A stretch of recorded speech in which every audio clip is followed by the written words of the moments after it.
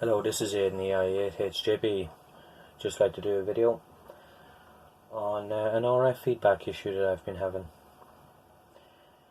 which I found very high levels of RF in the shack. I'm just moving out here into the shack. I was originally set up in the house, but now I'm in the shack, and I've been experiencing very high levels of RF, which I found from this meter. I recommend everyone should have an RF field strength in the shack, an RF field strength meter in the shack. You can get these from Amazon. I think it was like £23 or €25. You can even put it to the body of the radio, or to the outer shielding of the or to the PL259, and you read it. I had readings off the scale on this, okay, off the scale. So back to the problem.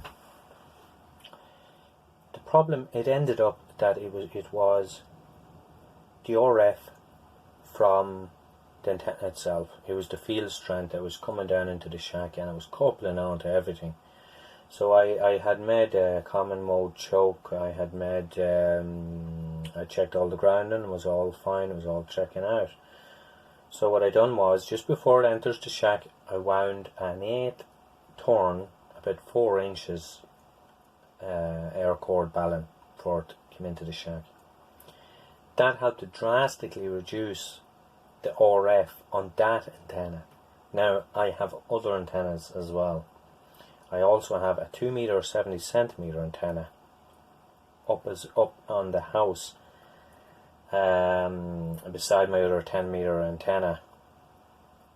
Now my shack is about 30 feet down the garden from my antenna, so it was just kind of give you an idea where I'm at.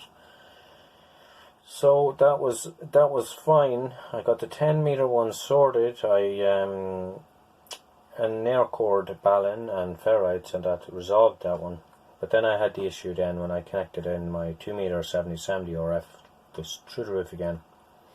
So what was happening was the RF was coming down the 2 meter 70 centimeter antenna into the shack again and causing RF all over the place. So I got that resolved as well by putting a number of ferrites. In that case I used a number of ferrites, and that eliminated that. Okay, and then after that I used the QRM eliminator as well in the shack, so I had an antenna for that as well outside the shack. And when I put that in line, then there was RF through the roof as well again, so I did put ferrites on that as well to suppress the RF as well. So it took a little while actually to just to resolve it. I thought it didn't dawn on me, we'll say, until a little bit later on of doing these other things of what exactly it was.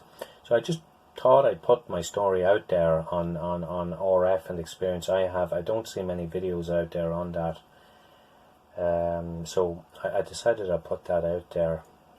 Maybe somebody else is experiencing issues with RF and they don't know. Maybe it's the field strength of the main antenna. Maybe there's 2 antennas side by side and the RF is coupling onto the other one and is coming down into the shack.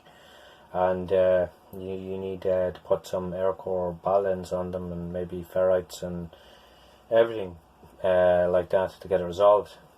So that's my story on that. So I'd say give a thumbs up, and don't forget to subscribe. It really helps out the channel. So hopefully you enjoyed the video and it helps you out. So I'll say 7-3 and take care. Bye bye.